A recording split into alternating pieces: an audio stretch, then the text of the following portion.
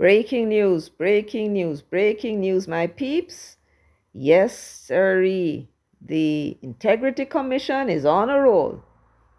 Twice in one day, they have submitted investigative reports. Yes, my peeps. Yes, indeed. But as old time people say, when it rains, it pours. So let's see what this one is about and if there's any difference between this report and the one that was submitted earlier in the morning. But before I go, let me quickly welcome everyone to Jamaica 411. Please remember to like, share, subscribe, and feel free to leave your comments in the comments section. Remember now to like the video from now on, and then you can share as well. I appreciate it. So let me get on with it now. So the Integrity Commission sent out a news release, and it says Integrity Commission submits investigation report to Parliament for tabling. Now remember earlier, one was sent to Parliament at 9:19 a.m. on December 4, which was yesterday. And here we are again in the afternoon, another report was sent. So let me read it for you and then we can comment after. It says here, in keeping with its commitment previously made to the public, the Integrity Commission wishes to advise that it has this afternoon submitted to Parliament for tabling a report of investigation. The release went on to say the report was formally received and signed for at the Parliament at 2:52 p.m. Hard copies of the investigation report was submitted in separate envelopes under cover of the identical letters addressed to the following officials. 1. The Most Honorable Juliet Holness, MP, Speaker of the House of Representatives.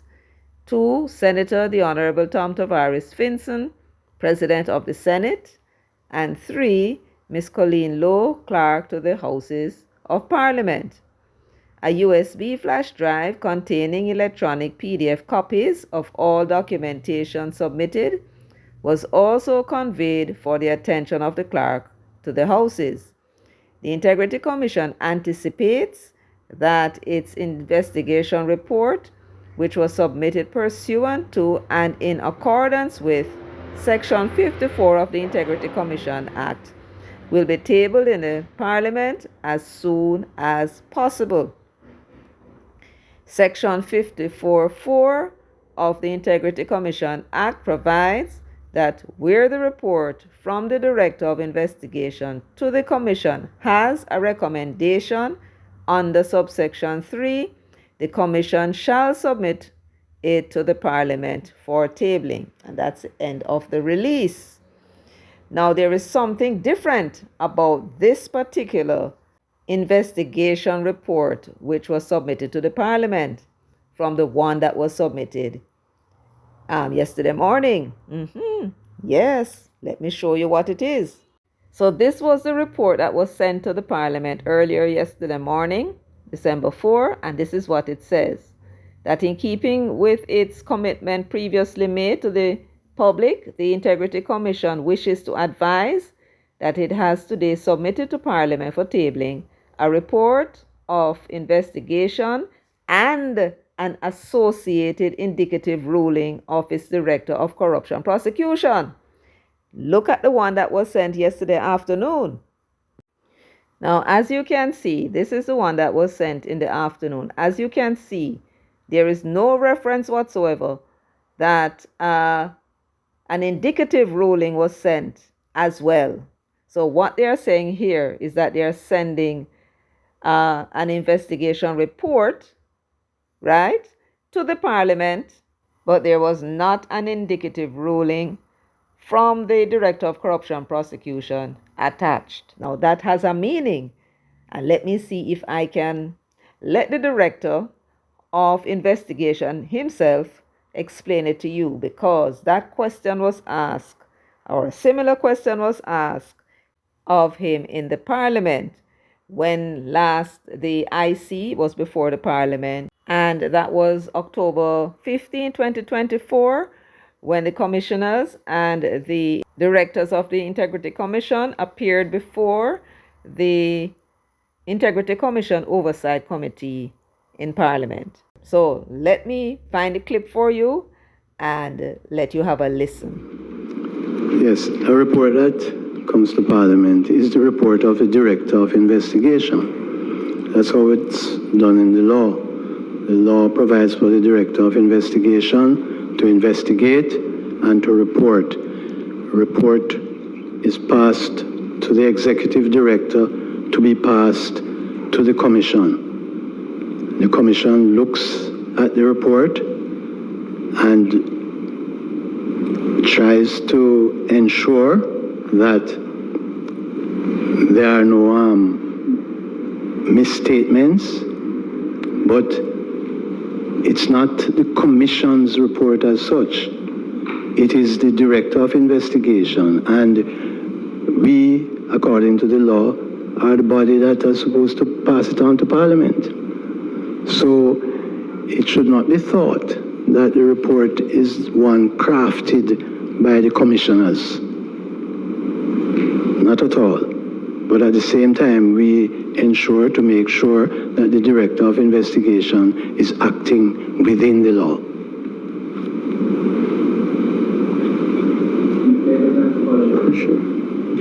So if the Director of Investigation has submitted a report to you, the commissioners, or to the Executive Director, is it the normal thing that it would be sent to Parliament immediately, or you have you as the Executive Director or the commissioners can say this report should not go forward?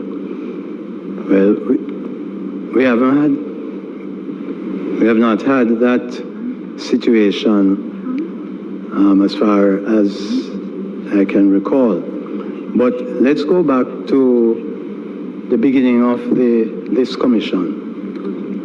Members will recall that there was an inquiry done, an investigation done in respect of what is called the Rooms report. And you will recall that there were certain conclusions arrived at by the then acting Director of Investigations, who had been the Contractor General. And the conclusion included a finding against 2 members of Parliament. The commissioners read the report and did not think that the facts as appeared in the report justified the conclusion. And we issued a separate statement indicating our disagreement. And it's just that we seem to have very short memories. But that did happen. And of course, some people were not pleased that the commissioners did not agree with the Director of Investigation. Well, so far, the reports that have been submitted to us, that we have passed on to Parliament, we have not seen anything for us to say that they should not go to Parliament. Well, with due respect, Chairman, there's one in which the Director of Investigation submitted a final investigation report on February 19, 2023. This report was not tabled in the Houses of Parliament.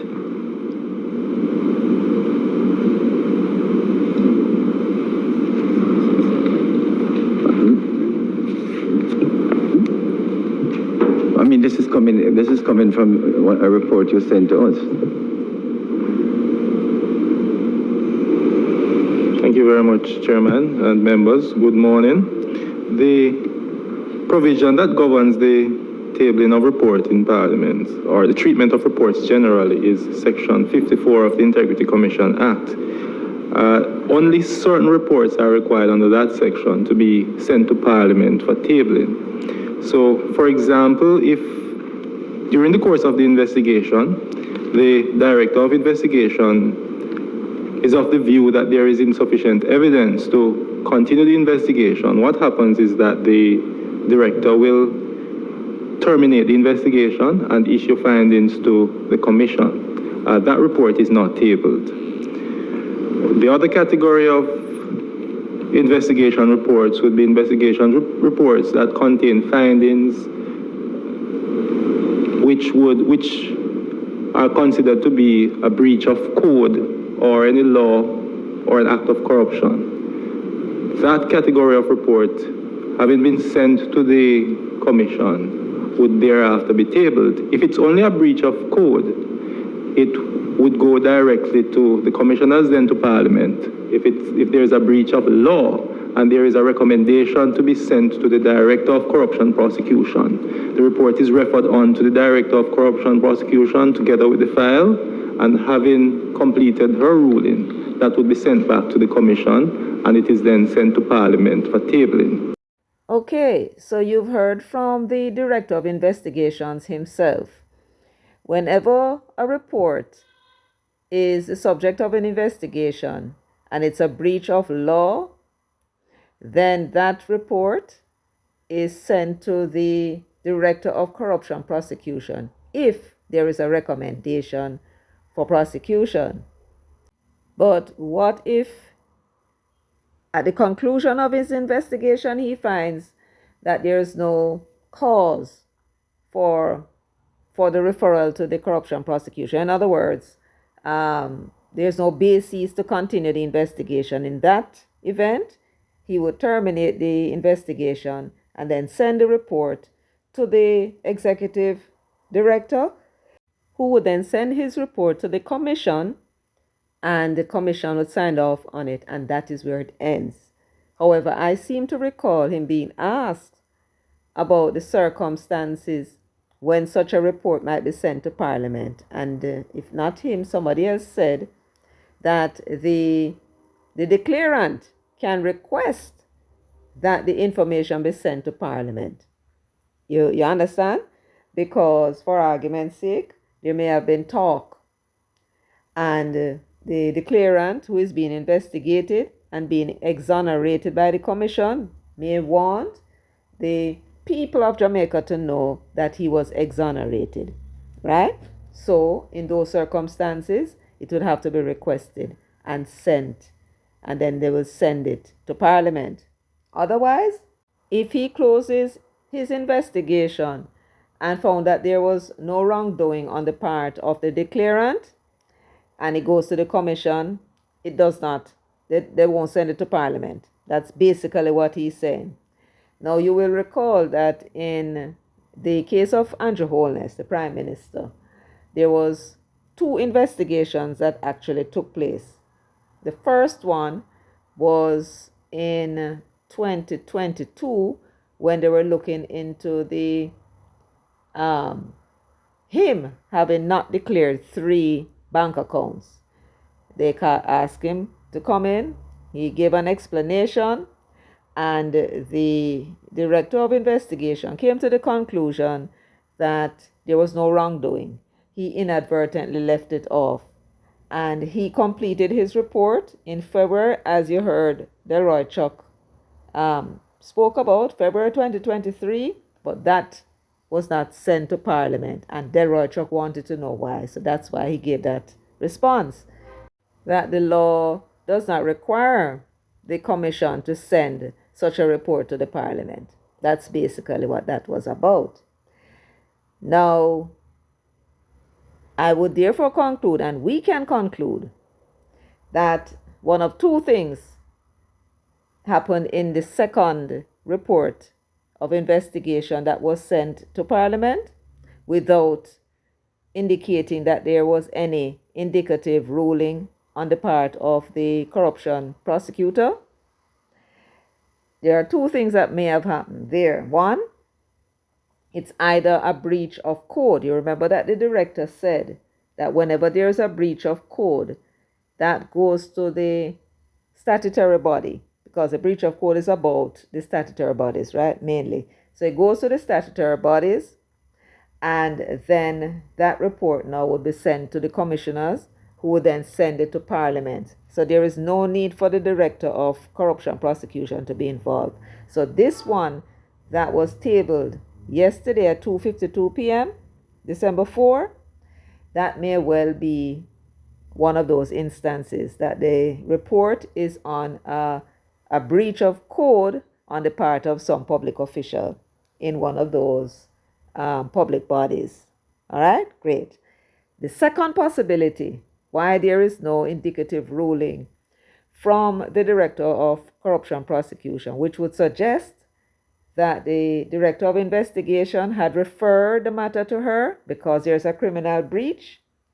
It is possible that there was an investigation for a breach of law, but the investigator found that the individual declarant was not guilty of any offense. And in that case, that report would not normally come to Parliament, but if the declarant asked that it should come to Parliament, then this now would be why it will come to Parliament in the first place. You getting me? Now, for argument's sake, let me give you some example. A lot of stuff have been said about people like Wheatley, right? Let us say, for argument's sake, that Wheatley was being investigated for illicit enrichment because of all the things that were being said, and something funny might have gone with it in his account, or making a false statement, or anything at all. And he was informed that he was being investigated. They interviewed him, and that interview would be conducted by the Director of Investigation. So let's say he interviewed the Wheatley, Andrew Wheatley. You remember him? Of the Petrojam Cascas? Yes, man, him.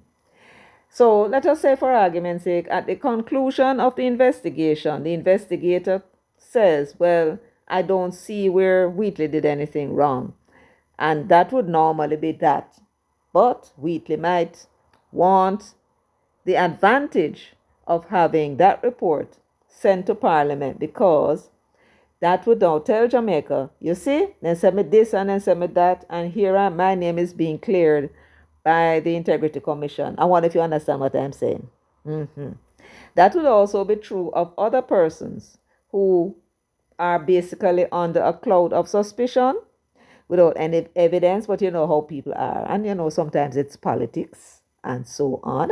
And sometimes, as a matter of fact, most of the times, people are justified in being suspicious because of things that occurred.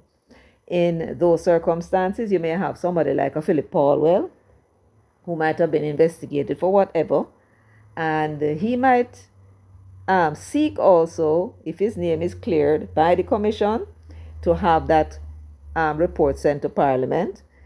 The same thing would be true of, well, people have been saying things about Juliet Holness. People have been saying things about James Robertson. People have been saying things, and me have been saying things about that Englishman we cock up in our Parliament. Yes, we've been saying things about him too. And about his statutory declarations, and you know, him have this here and that here, and he may have been investigated, especially if anybody reported him, and especially if anything came up in the report, the statutory declaration that he submitted, and they wanted to look into it and found there was nothing. He may want to have that also sent to Parliament so that the whole of Jamaica can hear that his name is cleared. You follow what I'm saying? Yes. Is there any other parliamentarian that have a cloud over them head, where people think that they're involved in all kind of something when they may be innocent, or they may well be guilty, but you know, once you get your name cleared, that's an advantage to you. So that could be the case with the second investigation report that was sent to Parliament. So we can say that it's either a breach of code or a parliamentarian wishing an investigation which exonerates them to be tabled in Parliament. My money is on the breach of code. I think that that is more likely what it is. So that is that.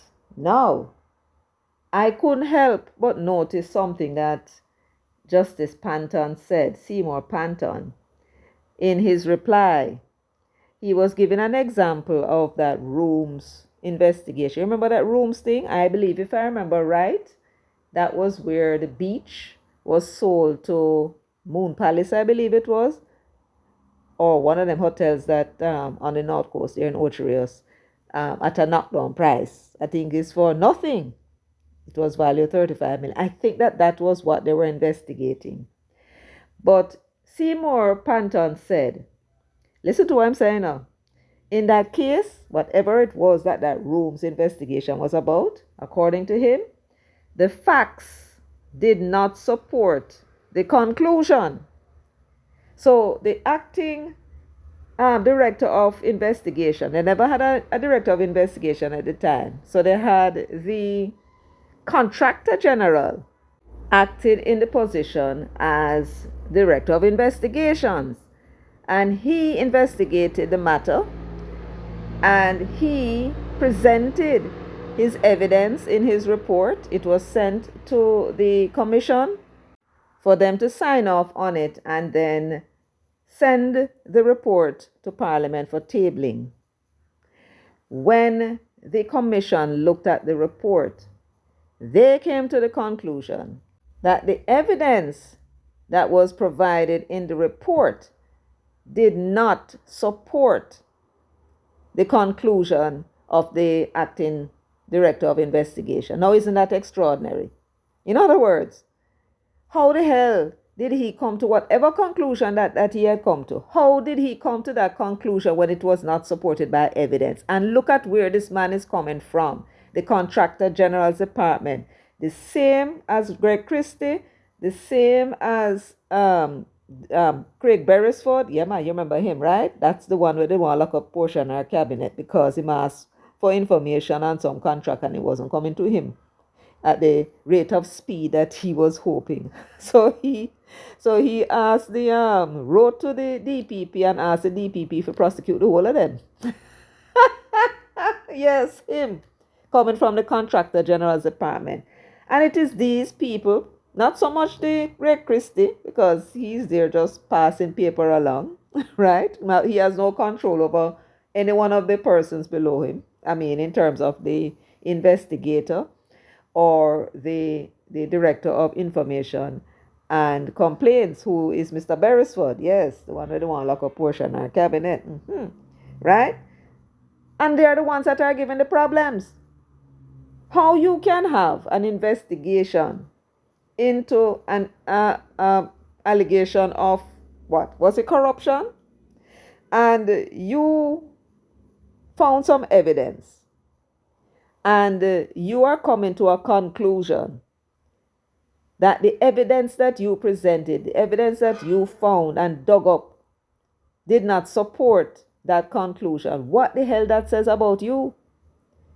Clearly, you had a prejudiced mind, and it was your prejudiced mind that was at play. The evidence is there, but your prejudiced mind came up with a conclusion that it wanted to come up with, which could not be backed up by the evidence that was adduced. And this is a part of the problem. Now, Panton is saying that since he's been there, he has not yet found that any reports sent to the commission by the director of investigation fell into that category.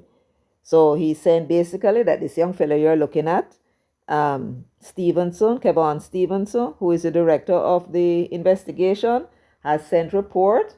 He has had his evidence and he has drawn his conclusion based upon the evidence, is what Panton is saying, right? So the matter of the report that was sent to Parliament on Andrew Holness and the fact that the Integrity Commission still refuses to certify his 2021 declaration, even though on the face of it, it does not appear that they have any reason to be holding it up. That matter had to be taken to court in order to have his declaration certified. I do believe, if I recall, that on December 6th, either there's going to be a continuation of the arguments or the judge is going to come back with her ruling. Not quite sure which, but tomorrow it's supposed to continue. My understanding is. So that now is something that could be an embarrassment to the commission if the court rules that Andrew Holness's 2021 statutory declaration, there was no reason for them not to certify it. But then again, when you listen to Panton, you will realize that the way the law was set up by Mark Golding, who is taking credit for it, that Englishman who cock up in our parliament illegally, yes, first class dunce, but everybody seems to think him bright. So evidence does not appear to show it. He set up this integrity commission with the commissioners having no powers at all over the investigation, which they should not have. I should agree. They should not be in a position to stop the investigator. Let him do his investigation and let that come to Parliament. That's basically what that is, which is fine. But they have no power to call in the director of complaints and information and complaints. They have no power to call him in and ask him, it would appear, what is going on with the 2021 statutory declaration. Even if they might have, because they would have recognized that this could be an embarrassment to the commission if the court ruled that it should be certified. So they may have called him in, but evidently they had no power to force him to certify, and him adamant, he's adamant,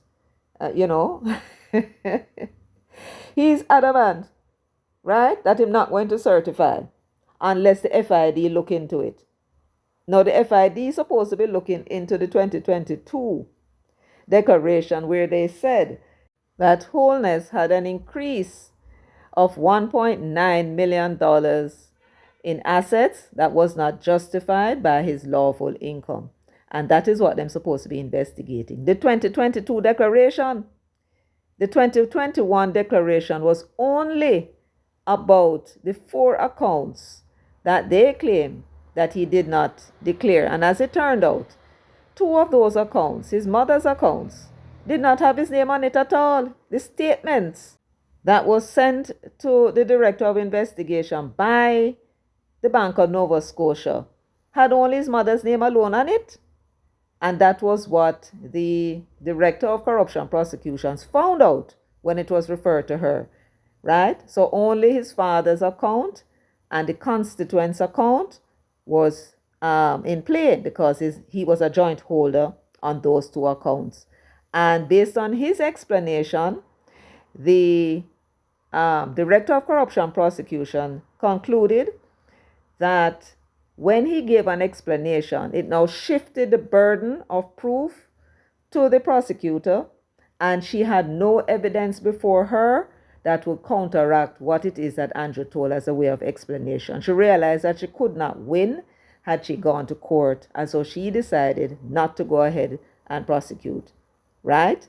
And so that was that. And what Holness had actually said was that his father had put his name on the account. The account is not really his. It's his father's account. He's a farmer, and so any money that was deposited came from the proceeds of sales.